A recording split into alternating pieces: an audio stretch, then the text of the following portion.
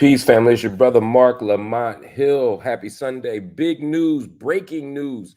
President Biden just announced that he will not be seeking re-election. That's right. Joe Biden announced just now that he is not going to seek re-election for president of the United States. Now, you're going to see news reports everywhere that Joe Biden has stepped down. Be very clear. Joe Biden is still the president. Joe Biden is still going to govern. Joe Biden is still going to complete his term, which will be going on into January 20th. That's right, of 2025. But as a candidate, the Joe Biden campaign has announced, and the Biden-Harris campaign presumably has announced that he is not going to be seeking re-election. He has been saying he's going to hold steady. He's been saying that he's going to stay in the race. He's saying he's not going anywhere. I've been telling y'all for months that this was going to happen. I've been telling y'all for weeks that this was going to happen. I've been telling y'all for days that this was going to happen. I've been telling you for hours that this was going to happen. I said, even when he stood up last week and said, I'm not going anywhere, I told y'all that's what everybody says until they don't say it. Everybody says they're not leaving the race until the moment they leave the race. Well, he announced it on Twitter just a few minutes ago. So I want to make sure that all of y'all get the full story. He didn't say much, as you see on his thing. He didn't leave any notes. He didn't say bad news, y'all, good news, y'all. He just dropped the letter. He just dropped the letter. And the letter that he left says the following. I'm going to read it to y'all. Y'all can see it for yourselves too, but I'm going to read it for y'all. July 21st, 2024. It says, over the past year and a half, or last 3.5 years, excuse me, I could read y'all. We have made great progress as a nation. Today, America has the strongest economy in the world. We've made historic investments in rebuilding our nation and lowering prescription drug costs. He goes on and on. He, critically needed care for veterans. First gun safety law in 30 years. Appointed a black woman to the Supreme Court. He goes through all the things. He says, I know none of this could have been done without you, the American people. Together, we overcame a once-in-a-century pandemic and the worst economic crisis since the Great Depression. He is laying out his legacy. And here's where he comes in. He says, it has been the greatest honor of my life to serve as your president. And while it has been my intention to seek re-election, I believe it is in my best interest. I believe it is in the best interest of my party and the country for me to stand down and to focus solely on fulfilling my duties as president for the remainder of my term. I will speak to the nation later this week in more detail about my decision. So that's crazy. I'm getting notes right now. It's crazy that everybody's giving news updates about what's going to happen. He says, for now, let me express my deepest gratitude to all those who have worked so hard to see me reelected. I want to thank Vice President Kamala Harris for being an extraordinary partner in all this work. We're going to talk about what he said, and we're also going to talk about what he did not say, because President Biden right now did a couple of very interesting things. First, let's get at the context. For months, people have said President Biden should not seek re-election. Republicans, they worked very impressively to make this happen. Republicans stepped up early on and said, Joe Biden's not fit. Joe Biden's not fit. They managed to doctor evidence, video footage where Joe Biden might be looking at a plane landing or a parachuting exhibition, and then his handler will come and direct him to the next location. But they make it look like they shrink the video, make it look like Joe Biden's just looking around confused, right? They harp on every flub, anytime he slips and falls, anything that he does, they make it seem as if Joe Biden is just mentally out to lunch. So they created a context where everybody's looking and talking about whether or not Joe Biden is fit. Whether you think he's fit or not almost doesn't matter at that point, right? If that's the conversation, that becomes a problem. So Joe Biden was working uphill, but he had a very clear out. And the very clear out for Joe Biden was what? The debate. Joe Biden steps into that debate and he gets mollywopped by Donald Trump. And that's hard to do. Donald Trump is not a good debater. Donald Trump doesn't speak the truth. Donald Trump doesn't know the issues in any kind of granular or even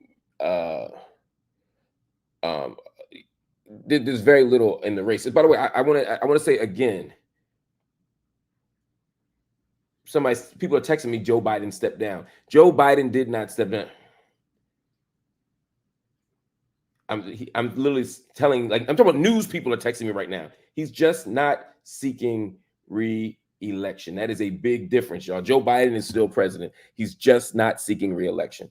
That said, Joe Biden steps into that debate and is getting his butt kicked. But it's not just that he's losing the debate, despite the fact that Donald Trump is a terrible debater who lies like he breathes.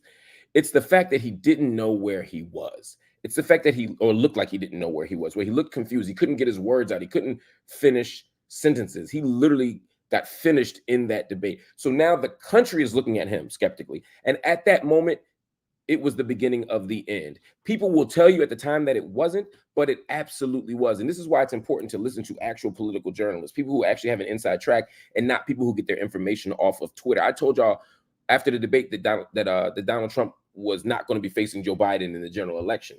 I told y'all that Joe Biden was not going to be the nominee. And people, some of y'all on Twitter and social media and other places said that I was just hating, that I was trying to destroy the party, that I was trying to elect Donald Trump. I was like, no, I'm simply telling you the facts. Let's just be honest. Just giving you the facts. At that moment, people behind the scenes were working on this. I'm gonna name some names now. Before that, I was a little reluctant to give names because my sources were telling me, hey, look, keep the information to a minimum. But I'll tell you this. Barack Obama, for months, has been pushing for this to happen. I know in the newspapers it says he's skeptical of a re-election bid. He's uncertain about a re-election bid. He's uneasy about a re-election bid. No. He wasn't those things. Barack Obama did not want Joe Biden to seek re-election.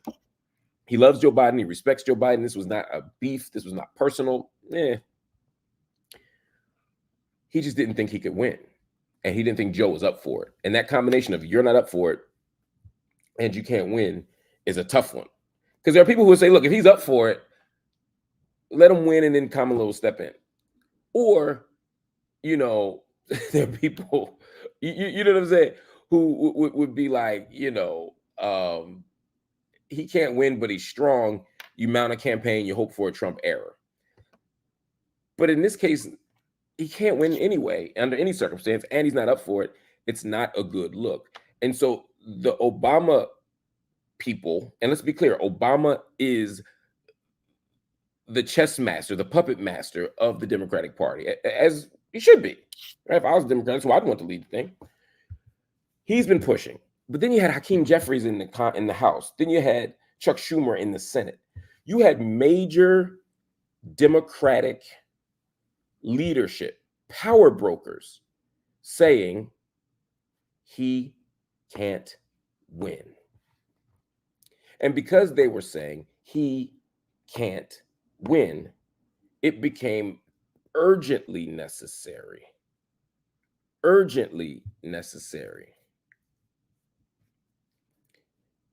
to get him out. The convention's in a month, or in 2 months back then, right? We need to get our ducks in a row. So now the party's scrambling, but the Biden administration and the Biden campaign were saying, no, we're staying. Joe Biden was very reluctant to leave. His family, Biden's family, after the debate said, honey, you got to go. Dad, you got to go. Joe, you got to go. The party was saying, Joe, you got to go, but Biden was hanging on anyway. And the party, because some of y'all are going to say, well, the Democratic Party embarrassed him. They forced him out. They didn't give him dignity. That's not true. Barack Obama wanted him to exit with dignity. Nancy Pelosi, another one, wanted him to exit with dignity. But the problem was Biden wouldn't leave. And so they had to apply pressure. First, soft pressure. You leak stuff in the press. Then harder pressure. You start saying stuff, attributed quotes, like, I think he should go.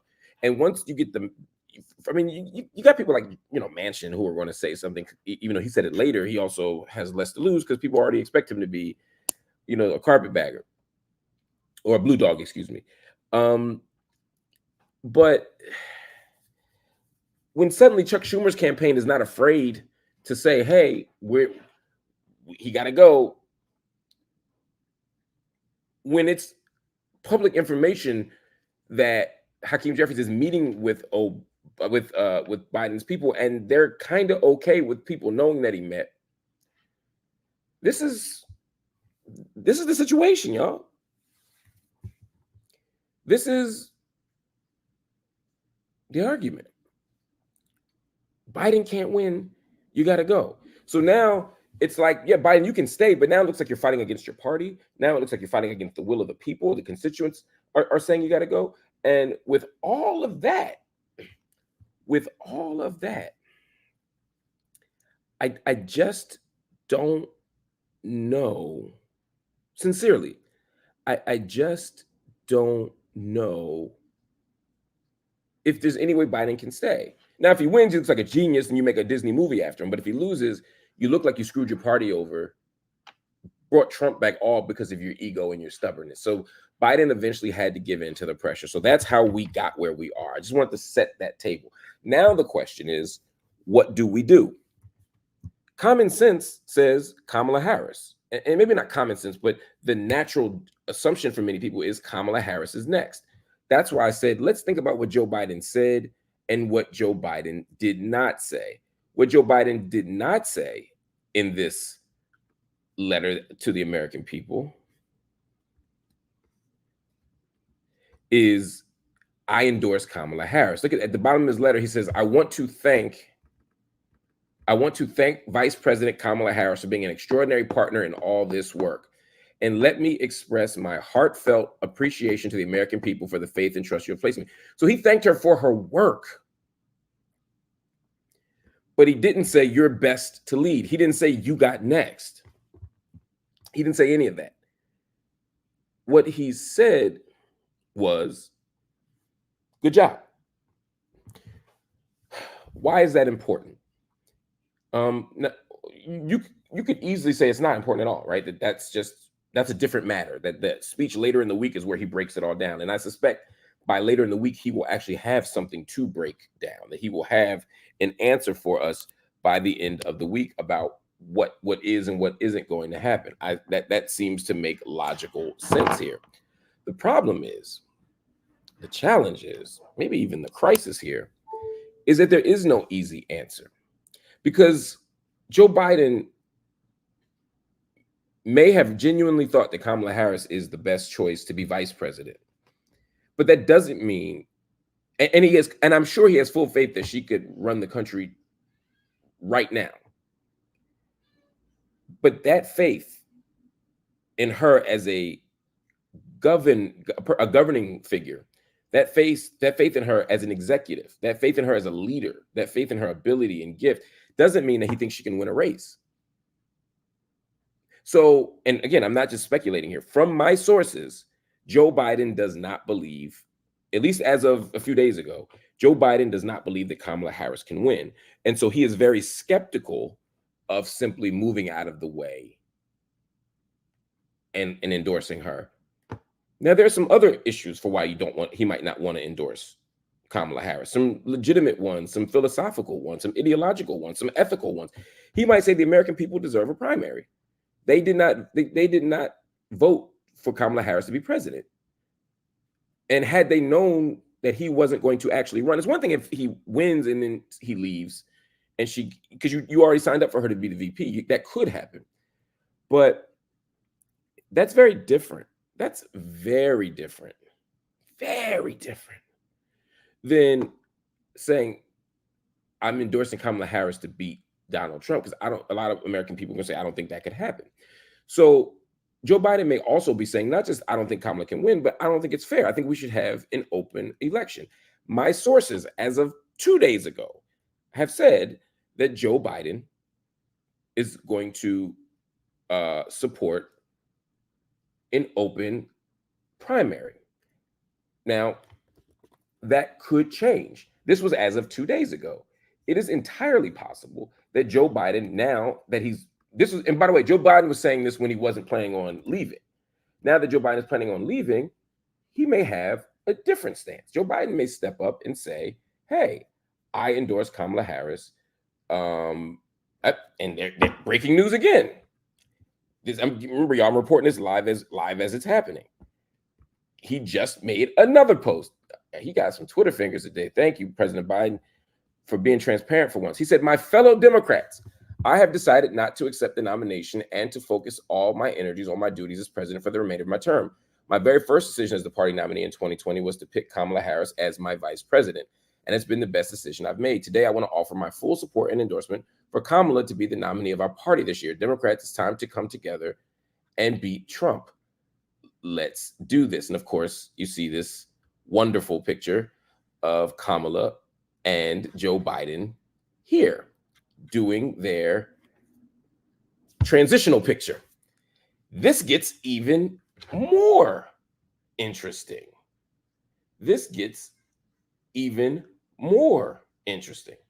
Because while a few days ago, a few days ago,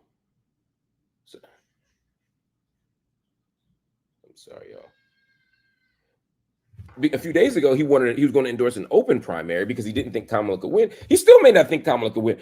But one of the things that was being said a few days ago, of course, was that he is opening to the possibility of endorsing Kamala, but he needed to be persuaded that she could win.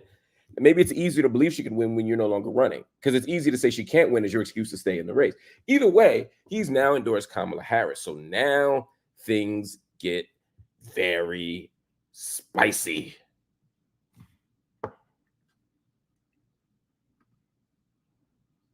Things get very spicy because now Kamala Harris is at the top of a ticket.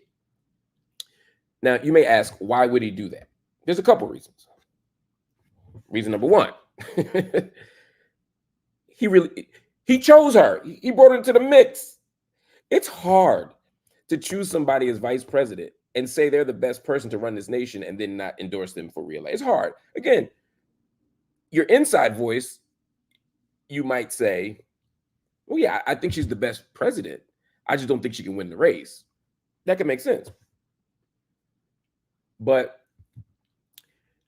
as a practical matter, that's a hard argument for voters to buy. And if he had done anything but endorse Kamala Harris, Black voters would not be happy. Many women voters would not be happy. Black women voters in particular would be pissed. The South would be lost. Not to mention the Howard and AKA votes, right? All of that would be gone. So now this is more interesting because, listen, he has endorsed Kamala, but that doesn't mean the delegates are going to choose Kamala. Let's be very clear. This doesn't mean that it's Harris-Trump.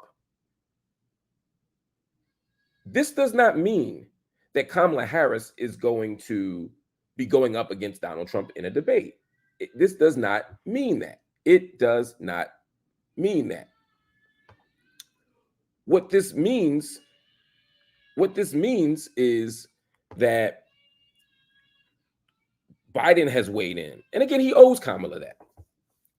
But at the primary, the delegates, including super delegates, can choose who they want. Now, if the entire party gets behind this and they say, look, we voted for a Biden-Harris ticket, Harris is still on the ticket, we're going where we're going, y'all got it, right? But that seems unlikely. Because every Democratic politician that I've spoken to off the record, I won't say who they are because it's off the record, but every single one I've spoken to has said that they want somebody else to be on the ticket, at the top of the ticket. Every single one I've spoken to, they've talked about Gavin Newsom. They've talked about. I mean, they've gone down the list. Newsom, Whitmer, Biden, Shapiro. I've heard all kinds of things. I've even heard Hillary. But what I haven't heard,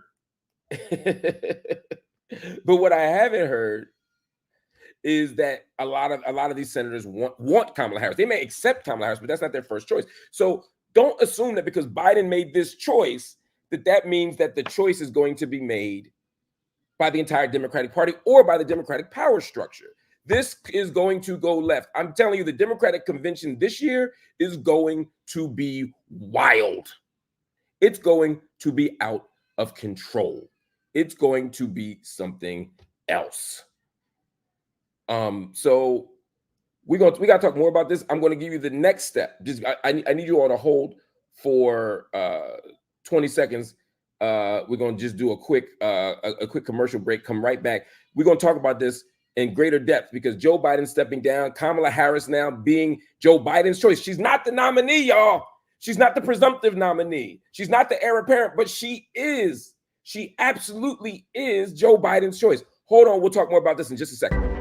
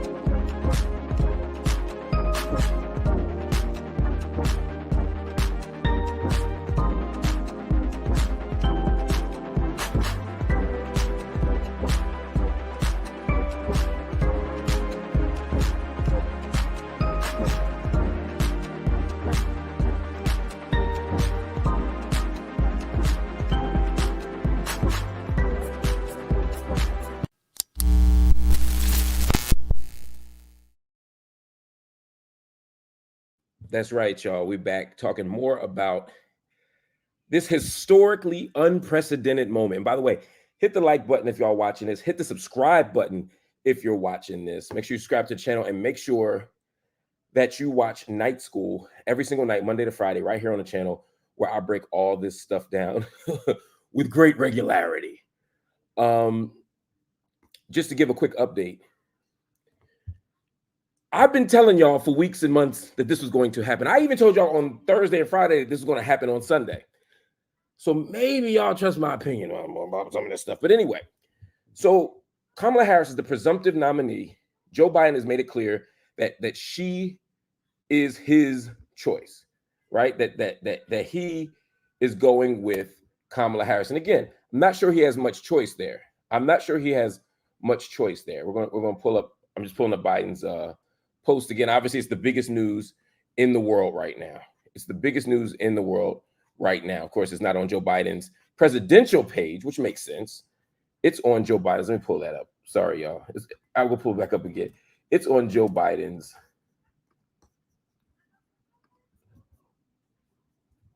personal page. He writes a very long letter to the American people, and he simply says, I'm not going to seek re-election. He said, it's the best interest of my party and the country. When he says the best interest of his party, he's saying he doesn't want to abandon the party or piss the party off because the party doesn't want him. He's also saying that it's in the best interest of the country because if he runs, Trump wins, and that's not in the best interest of the country. Now, there's another piece to this that I think is worth noting, and that piece is that that Joe Biden has all the money. The money that donors donated was to the Biden-Harris campaign. So the Biden campaign is really the Biden-Harris campaign. So Kamala has all the money that Joe Biden had. Now, Joe Biden's had a tough time fundraising the last month because of all of his snafus and flubs and all of that. But gaff machine aside, he got a ton of money, a lot more money than anybody else who wants to be president is going to have. But the question right now is who is going to be president? Here's an interesting note. Gavin Newsom is a lot of people's front runner. I think Gavin Newsom has a better chance of defeating Donald Trump than Kamala Harris. Gavin Newsom 2 months ago said he's not running for president, even though he was doing those weird public debates with Ron DeSantis and keeping himself very visible for somebody who didn't want to be president. But he said Kamala Harris is next up. If Biden didn't run, he would support Kamala Harris. That's easy to say when Kamala Harris ain't running. But does Gavin Newsom now stand up and run? Does he move out of the way? Some of y'all saying y'all hate Gavin Newsom. I don't like Gavin Newsom personally. I don't know anything about Gavin Newsom. I don't like or dislike him. But he's got a hell of a shot. Andrew Cuomo. If this is 2 years ago, this wouldn't even be a conversation. Andrew Cuomo would be running and winning. But it's been a long 2 years, so he can't win. And again, these people don't have money. Trump has money.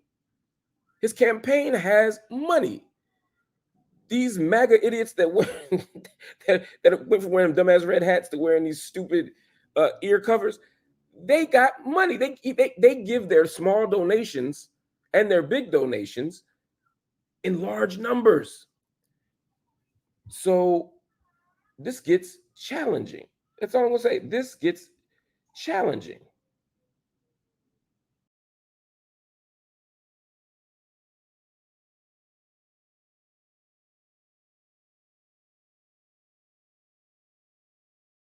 Somebody asked where Joe Biden actually endorsed Kamala Harris. Again, I'm not speculating here, family. He literally said on his page, and I'm gonna pull it up again for y'all who are just tuning in or who don't have access to the media right now. He said right here, again, so y'all can see, I've decided not to accept the nomination and to focus all my energies on my duties as president. He said, and it's been the best decision I've made to choose Kamala Harris. Today, I want to offer my full support and endorsement for Kamala to be the nominee of our party this year. Democrats, it's time to come together and beat Trump. Let's do this. So that's why I'm saying that. I'm saying it because he said it. So the question then becomes, how, why, what's next? Well, what's next is a couple of things.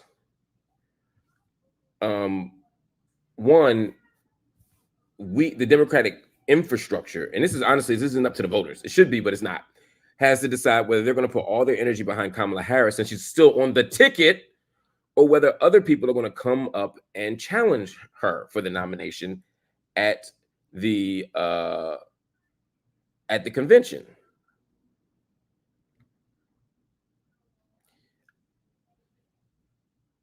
You come for the king, you best not miss.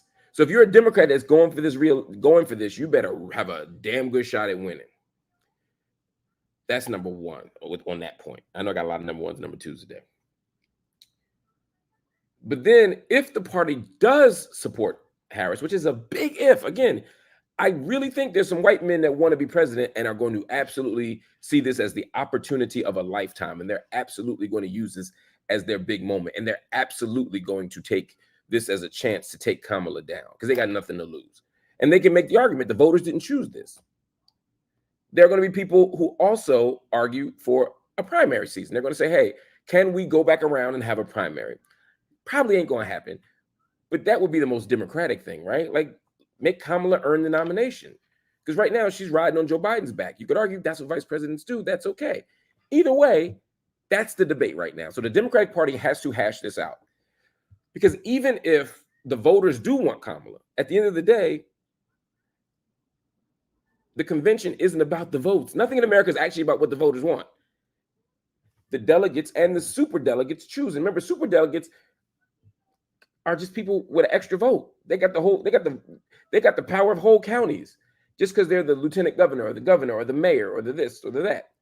Those people are going to choose what they want to choose. Now, if everybody's choosing Kamala, they won't buck the system. But if it is a contested convention, and this has all the makings of a contested convention, oh Lord, you're going to see some intense debate. You're going to see mudslinging. You're going to see people calling people down, calling people onto the carpet. You're going to see all of those things. And I'm not sure Kamala will survive it. She probably will survive it, but it's far from certain. But if she is the nominee, now she's got to pick a running mate. Who does Kamala Harris pick? And we'll go into this tomorrow and the next day and the next day. But who does Kamala Harris pick to be her running mate if this happens? Well, she's not going to pick Gavin Newsom. I see people. It's funny. People are saying Gavin Newsom. It's unlikely that she picks Gavin. In fact, it's impossible. It's not impossible, but it's very unlikely that she picks Gavin Newsom. I'll tell you why. According to the Constitution, I don't know if y'all know this. According to the Constitution, you can't have two people from the same state. Two people from the same state cannot run together for a nomination. There's a whole bunch of reasons for it that the so-called founding fathers or founding patriarchs wanted. But at the end of the day, you can't have two people from the same state run. So that doesn't work. You also don't want two people from California running for president, just as a practical, tactical matter. Now, in theory, he could change his state. That's what Dick Cheney did. Dick Cheney is a Texas guy. But the day before he accepted the vice presidential nomination, he changed his address to Wyoming, where he had been a congressman before. So there's a way that it makes sense. There's a way that it could work. But as governor, it's a little harder to do that. But again, he doesn't win you anything. If anything, Kamala's going to be tactical and strategic. She's going to pick somebody who's legible to American voters, including Trump voters, i.e., she's going to pick a white man. She's going to pick a white man. And if she's smart, and she is very smart, Vice President Harris is going to pick someone who can win a state or who can help deliver a state. Josh Shapiro, who I know very well, would help deliver a state. Pennsylvania is a state that Biden won and that Hillary lost. If I'm Kamala Harris, I would choose Josh Shapiro on my short list. Beto O'Rourke, another interesting person. Beto will at least attract white men and attract Republicans. But you're not going to win Texas regardless.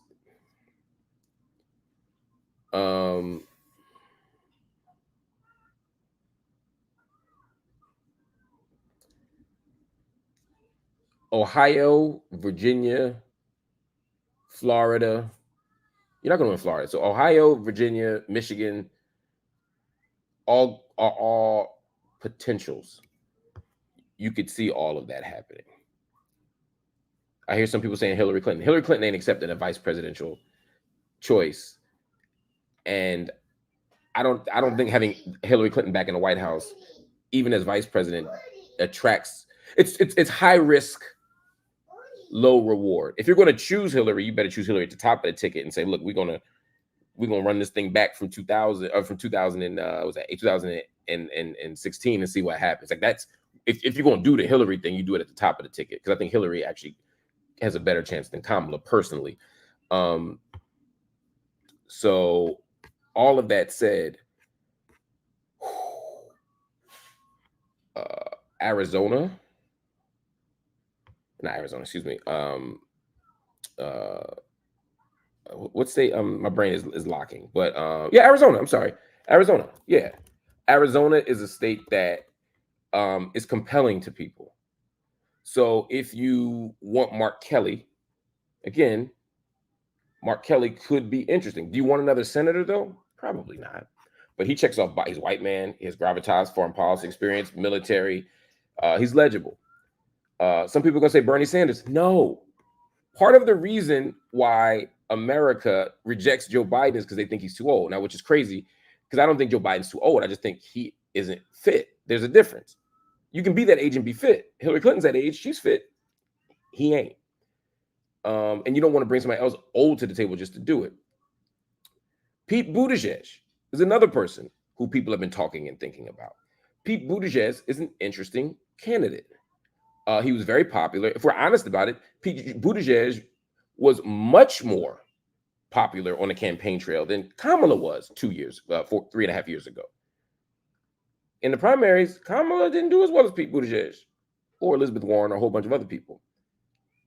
So somebody said Hillary's not as old as Biden. Yeah, but she's 77. Isn't Hillary Clinton 77? Am I wrong? If you don't want to elect an 81-year-old because they're too old, you don't elect somebody who is, yeah, she's 77, or she'll be 77, excuse me, in October, right? In four months, right? So Mayor Pete is interesting, But if you're gonna pick a white man, maybe you don't pick a gay white man if you're trying to attract the MAGA crowd, or not the MAGA crowd, but the people who aren't MAGA but still are willing to vote for Trump, but also are willing to vote for Biden. Maybe homophobia governs this choice. Unfortunately, I'm not saying you don't choose him because he's gay. I'm saying maybe strategically she doesn't think it's wise to choose him because he's gay. Josh Shapiro. Some people don't want to choose a Jewish vice president because of anti-Semitism. These are things you have to think about. Some people say Cory Booker. He checks off all the boxes and he's popular. But people say an all-black ticket, you can't because of racism. So do we give in to the racism, the homophobia, the anti-Semitism and make these choices? Or do we choose the person we think will help us govern the best? But you can't govern if you can't win. So these are all things you got to think about. These are all things we got to think about. A couple quick questions here that are coming in. What ticket would draw your attention in addition to Dr. Stein? Look, I'm not a Democrat. So anybody I choose, anybody I say is not about who I like or believe in philosophically. It's just who do I think can win? I think the best choice, the best chance that Kamala Harris has to win is probably with Josh Shapiro.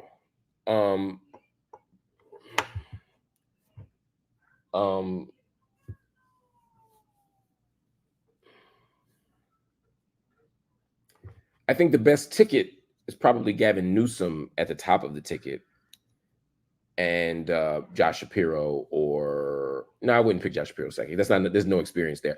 I would pick Gavin Newsom at the top of the ticket, and I would pick a senator at maybe a Mark Kelly as the vice presidential choice. And if Kamala Harris is running, Mark Kelly might be her choice too for the same reason. So that's probably how I would think about this. Somebody said, Mark, ultimately, what does this mean for black people? Are we cooked? I don't think Kamala can beat. I mean, look, black people are cooked no matter what in this country, right? Unless we get a radically new agenda. It's a new driver in the same direction. If you're talking about reparations, if you're talking about economic access, justice, if you're talking about stopping police terrorism, if you're talking about access to housing or quality education, all these things for black folk, we need somebody with a fundamentally different agenda, and nobody that's running is going to have that. So what you're doing here, as Baldwin talked about, with the I guess that was the Reagan Carter race back in 1980, was we're just trying to buy time. Who is the best chance to help us buy time? The best chance to buy time is anybody who can defeat Trump. You okay, buddy? And so if it's anybody who can help us buy time, then it's anybody who can beat Trump. And who's the best person to beat Trump? I don't think it's Kamala Harris. I actually do think it's Gavin Newsom. But that said, and it would have been Andrew Cuomo pre-Me Too, pre-scandal, but we are where we are. So now all we can do is say, well, if it is Kamala Harris, who helps him win? Who helps her win? All right, there we go. Somebody said Harris has publicly said she do nothing specifically for the black constituency. What do they owe her?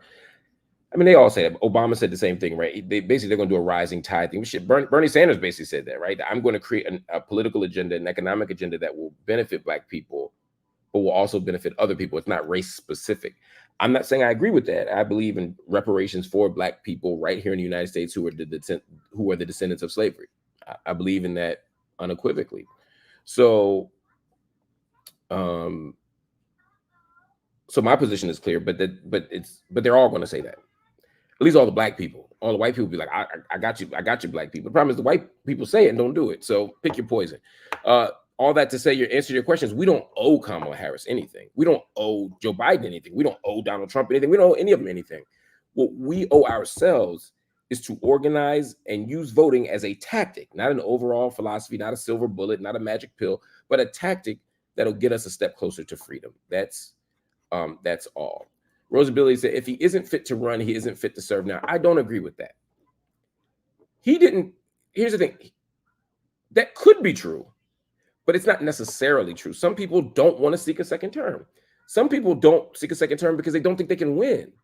And because they can't win, they don't want to lose, and they want to give somebody else in their party a chance to win. So now your point still is, but if he isn't fit to run, maybe not. But I just want to be clear. Joe Biden didn't say he's not fit to run. He said it's in the best interest of my party and the country for me not to seek re-election and to just focus on the job. Do I think he's fit to run? No, I absolutely think he's not fit to run. And do I think he's fit to be president right now? Probably not. So I'm not disagreeing with your specific argument about Biden. I'm disagreeing with the premise that a person who's not fit to run isn't fit to serve. Because some people are like, look, I got enough energy in me to win this race. I'm mentally sharp, but I'm fading. I have enough energy, but I'm tired. And I can get through these next 6 months, but I can't get through 4.5 years. That's a big difference. I can do this till I'm 81. I can't do it till I'm 85.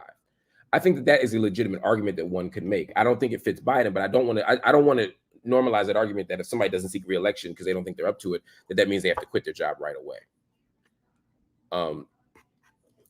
Zen Master said AOC is 35 in October, and she should be Gretchen Whitmer's VP. Whitmer wins PA, Wisconsin, and Michigan instantly. She's the strongest one to lead a women's movement and to reclaim women's. Let me tell you something. There's nobody who can win instantly. Let's be honest. Not a race, not a poll, not a state. Gretchen Whitmer is unknown to most of the American public. Gretchen Whitmer is not she is not a known commodity to most people.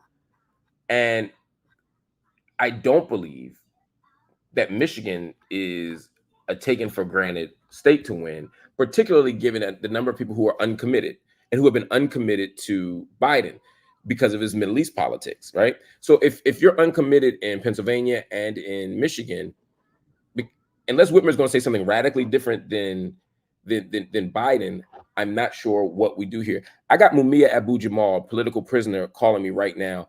I'm going to see if I can get him to jump on the line with us because this is just a great time to talk to him. I didn't expect him to call, but he did. An incarcerated individual at SCI Mahanoy. This call is not private. It will be recorded and may be monitored. If you believe this should be a private call, please hang up and follow facility instructions to register this number as a private number. To accept this free call, press 1. To refuse this free call, press 2. If you would like to permanently block your number from receiving calls from this facility, press 6. Thank you for using Securus. You may start the conversation now. Yo, Move.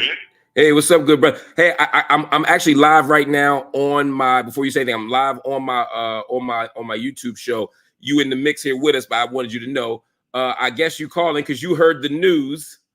Jesus, Mary, and Joseph. Man.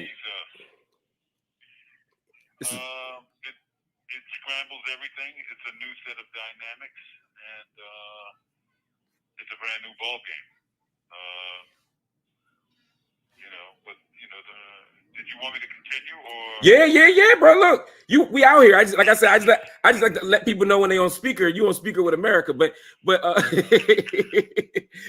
look, we got the news. I went live. I wasn't even going live, but I heard the news, and I have been saying all week on the show, he is going to step down. The Democrats have been mad at me for saying he's going to step down, but I said he is and he should, and I said it was going to happen Sunday, and it did.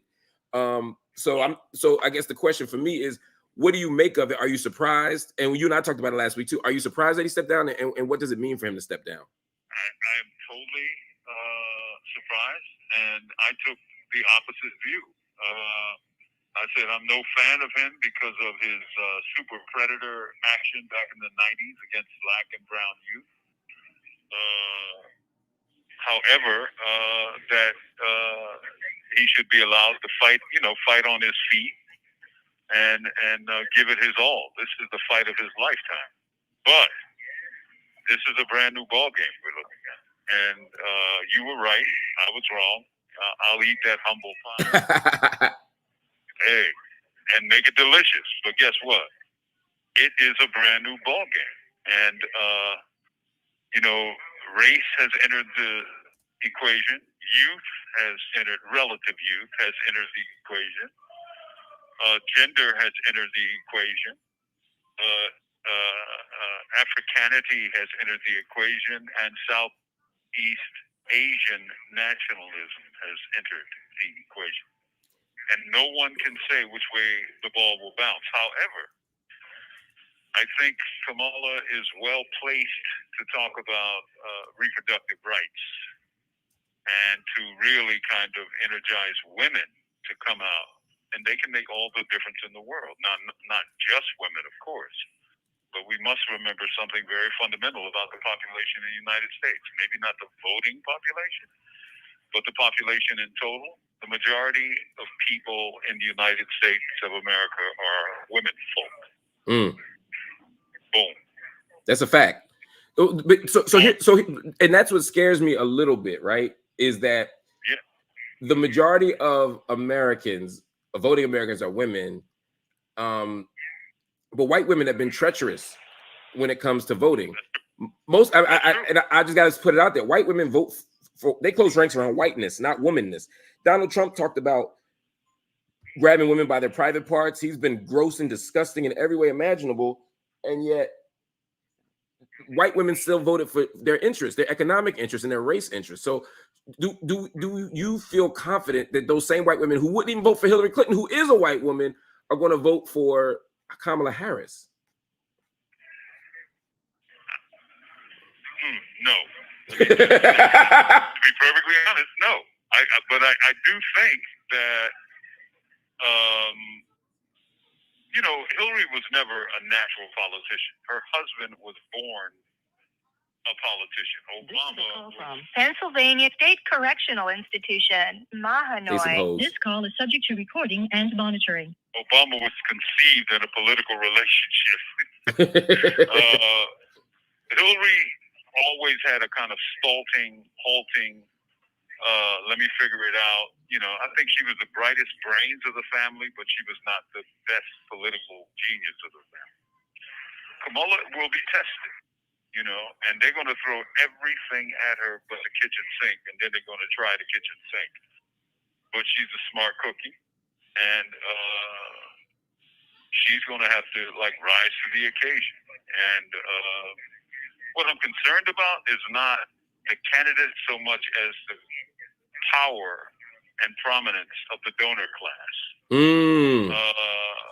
That's got me concerned because, the party is essentially a machine in the employ of the donor class. Whoever got the biggest bucks determines what happens. They run the machine. You want this 15, 20, $40 million? Okay, bark. Stand on your hind legs and bark. That's what we got, bro. That's what we got. Facts. So we might as well act like we know. That's real. That's real. So if you go ahead. No, I was going to say from Pennsylvania State Correctional Institution, Mahanoy. This call is subject to recording and monitoring. The state is always, man. They some hoes, man. I'd be so frustrated, man. Whenever we talk, man, they never give us the space we need to really build, bro. But if Hillary Clinton is, I'm sorry, you got my brain thinking Hillary now.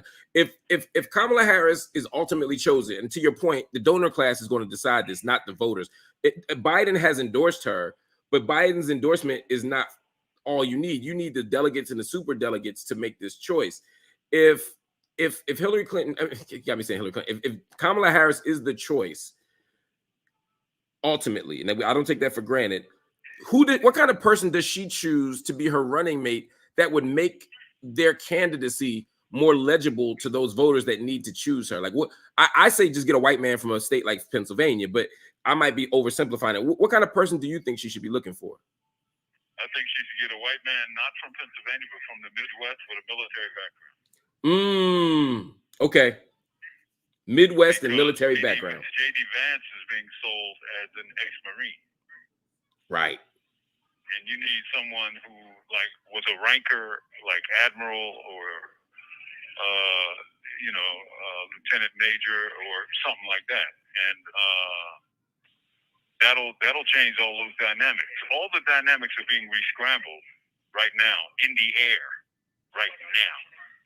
But if she can choose a white military former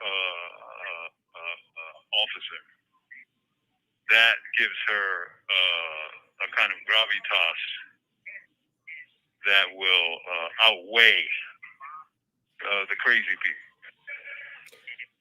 That might be the move. I'm hearing a lot of people talk about Pete Buttigieg, and I'm like, I don't know if a black woman and a gay man running for president, it feels like an episode of Scandal. It might work on TV, but I don't know if it works You know what I'm saying? I don't know if it works in real life, man.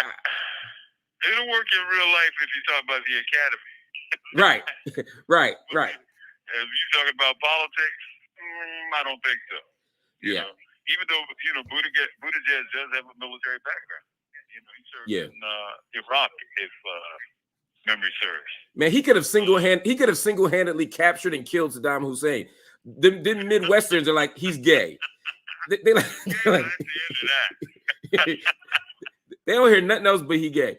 And exactly. Is there a chance that a black man like a Wes Moore or a Cory Booker could run? Because I think the same issue is all they're gonna see is a whole black ticket. That also doesn't seem plausible to me.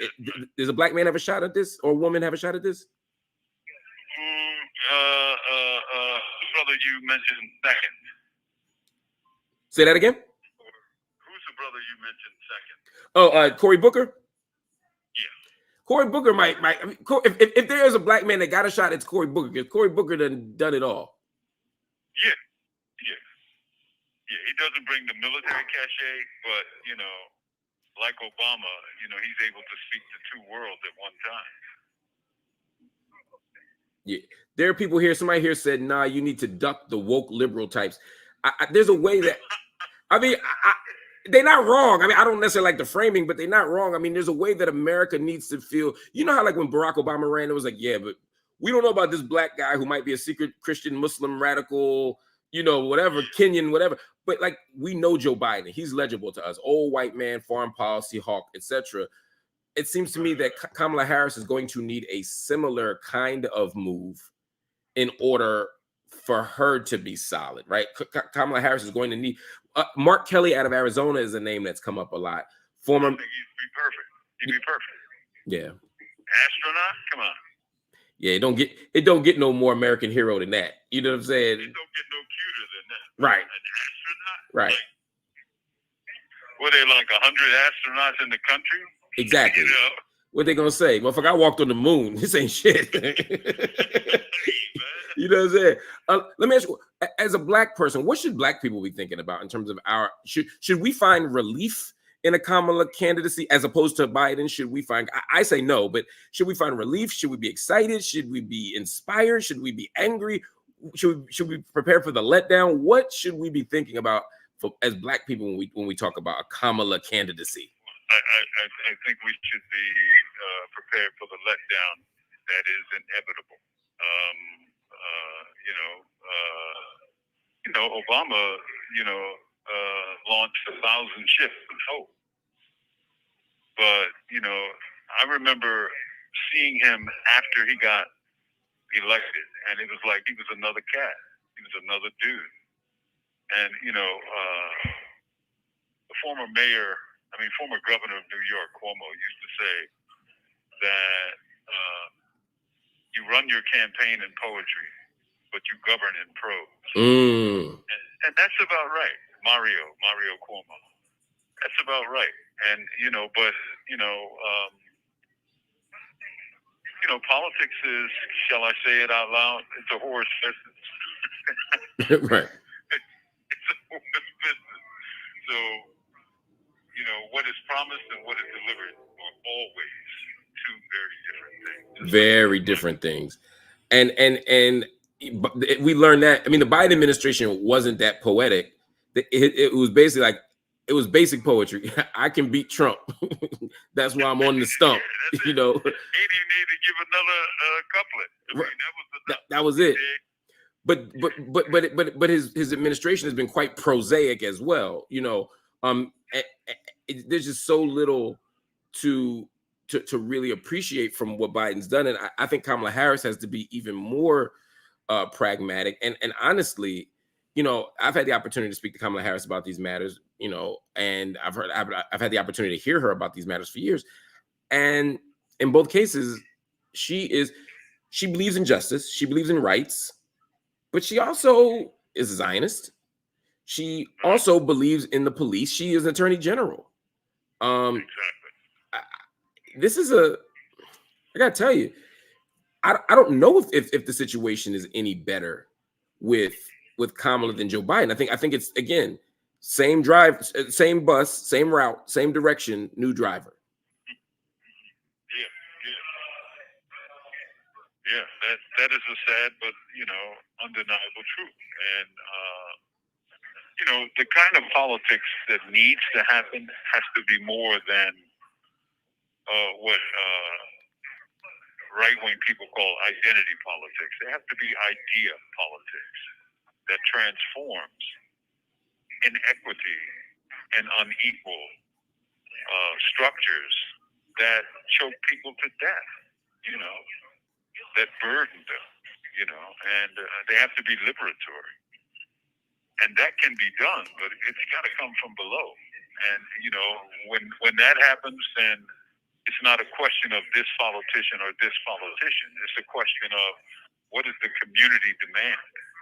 What does the people demand? And, and demand, satisfaction for, lifelong transformations, right? That have to happen. We still live in the midst of mass incarceration. That's for sure. And we still live in the midst of really the You have 1 minute left. Of American families because of this medical industrial complex that we're facing. You dig? I mean, these are real things. And unless people start talking about real things instead of, the BS that we get 90% of the time, then nothing will change. And everything must change. Everything must change. Everything must change. I think that's the most beautiful thing that you just said today. You said a lot of brilliant shit, but I think the most beautiful thing is a very simple thing, and that is everything must change. And nobody running for president is ever going to do that. That's always going to come from the people. It's always going to come from the grassroots. It's always going to come from the bottom up, not the top down. And so we're going to keep fighting, brother. It's such it's a great flex when Mumia just called me on the phone, just random. But people think I don't really know you, man. Thank you for using Securus. Love you too, man. On the move. Oh man, Mumia and I never get to have a full conversation, obviously, because the conversation must always continue because the state has him caged. He's in the dungeons of SCI Mahanoy, and so we don't get to talk the way I'd love to. But hearing him weigh in on a Sunday morning about this is incredibly important. This is somebody who's a political prisoner who's locked away. If Joe Biden steps down and Kamala steps up, does that change the dynamic? Joe Biden is committed to more police. He's committed to saying Blue Lives Matter. He's against abolition. He's against defunding. Where does Kamala stand on this? We know where Biden stands on Israel-Palestine. We know where Biden stands. Where does Kamala stand? We know where Biden stands on reparations. He opposes it. Where does Kamala stand? Suddenly, we got to start asking some very different questions.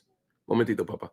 And so we have to do this stuff, man. Anyway, that's it for now. I wanted to break down this stuff. I'm gonna read these super chats before we go because I appreciate all of you who do it. And then we're gonna wrap up out of here. Tony Diane said, I'm not crazy about Kamala, but I'll give her my vote when I absolutely wouldn't give it to Biden. We need Jill Stein.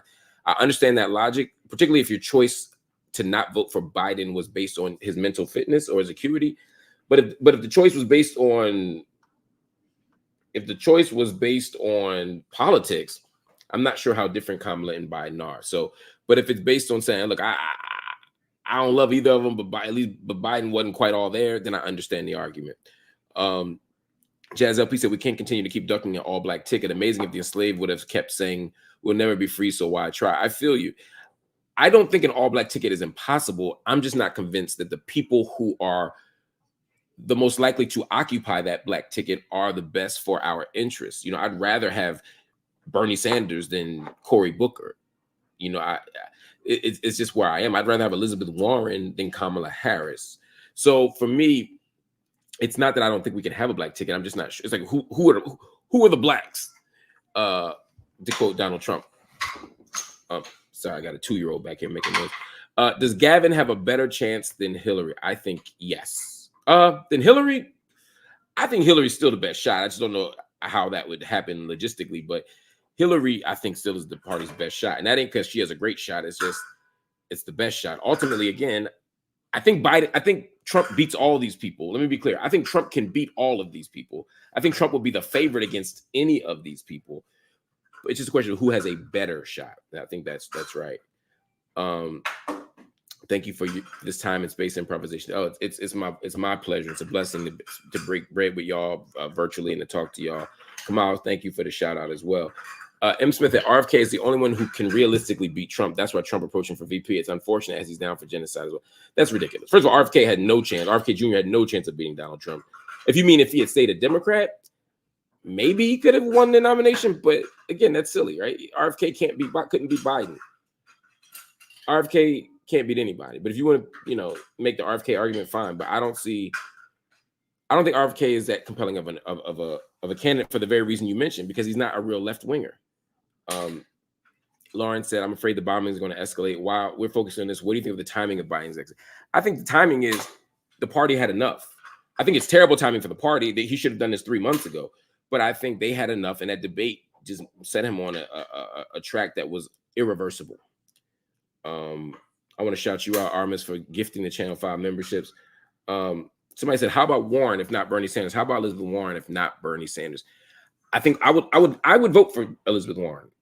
I would vote for Bernie Sanders, even though I hate Bernie Sanders on this Middle East stuff lately. I would vote for either of them. But I don't think they get past Kamala at this moment. In a general election, they will. They showed that in 3.5 years ago in the primary. But now I think it's a different moment. AOC is at 35 in October. She should be Whitmer's VP. This is the point we were on before Mumia called in. ¿Qué quieres, papi? Papá, ¿qué quieres? ¿Quieres algo diferente en la tele? Ok. Voy a cambiarlo. ¿Gallo? ¿Quieres el gallo? ¿Cuál gallo? ¿Cuál gallo? ¿Esto? Okay. And so see, I don't usually use the TV, but look, I'm trying to go live. There's a history being made here. See. What was I saying? Oh, right. AOC will be a compelling VP choice. I agree. AOC will be great at the top of a ticket in 5 to 10 years. And she's clearly bracing herself for that kind of trek. I don't think Gretchen Whitmer is the can't miss candidate that you think. Winning Pennsylvania is tough. Winning Michigan right now is tough because the swing voters aren't really rocking with the Democrats. And again, you could say that's Biden's legacy, but she's going to have to show that she's different than both of them in order for this to be a different legacy.